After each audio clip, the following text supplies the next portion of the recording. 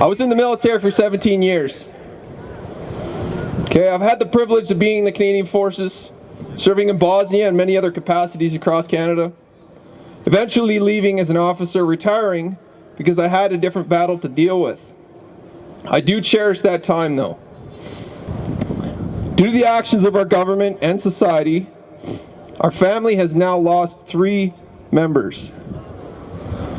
My grandmother, my aunt, and my uncle, all in 3 months, all post-vaccine.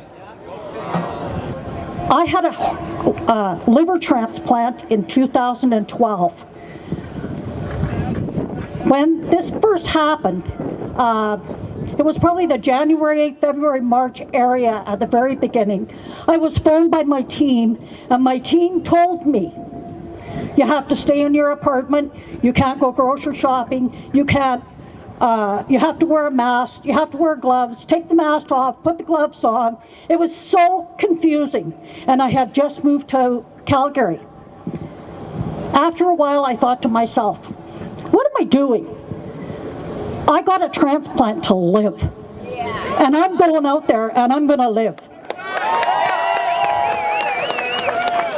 I have only been asked one time if I had had the vaccination. I was asked by a nurse, and I told her that is something that I would talk to my doctor about. I am pure blood, and I'll die pure blood. They won't make me have a vaccination if I need to have a transplant. It will never happen. I'm 70 years young, and I've lived my life, and be damned if anybody is going to tell me how I have to go down. I won't do it. I've only been coming to rallies for a couple months myself, and the reason for that is really because the propaganda machine is strong. They tell us that, what does Trudeau say? That we're misogynists, that we're white supremacists, that we're violent, that we're dirty, right? Let's get racist. Oh, I don't see that here. Yeah, that we're racist. Yeah, I don't see that. I see diversity. I see positivity and love. I see unity and inclusion. And it makes me so emotional. Every week that I'm here, I cry from the stories and really from the energy. It's the energy that I feel, and it's beautiful. And that's what I feel here every single week. That's what we're doing. We're recognizing the goodness in each other. We're standing up for what is right. We're speaking up when we see something that's wrong. And we're bringing together those pieces of light, and we're repairing the world.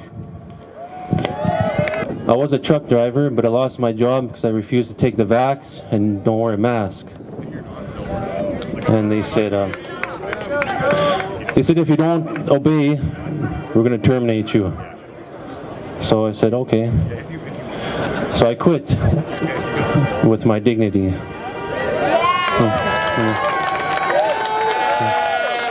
So we ask you to say enough. On the count of 3, 1, 2, 3. Enough! Louder! Enough! I pray that each and every one of you will never stop speaking and advocating for our children. We hear you, Hudson. God bless our children. And I was so impressed to see some of our military and the police that are opposed to the mandatory jabs. Those people will be absolutely key, because if you're not going to see the military and the police go in and enforce some of these ridiculous, unconstitutional rules, we're going to need those freedom fighters inside those units, inside the military and the police, to say, no, we're not going to accept those orders. They're invalid. Okay? Yeah, no double job, no ceremony, no matter who you are. Canada 2021. We got 2 strikes of 2 remembrance days while we're at domestic war here in Canada. And everybody knows that rule, 3 strikes, you're out. So we got about 12 months to figure this one out. And the big thing is that this is a quiet war, all right?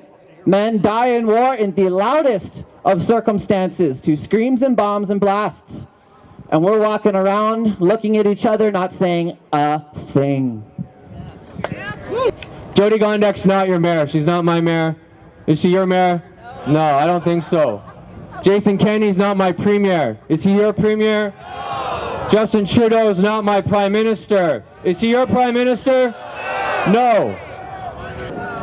They don't even pretend anymore like they represent us. This is not how government works. They are not our government. We are a country under siege, effectively, and these people do not represent us. So what do we do here today? Why are we here? It seems, how do we go up against a Goliath such as this?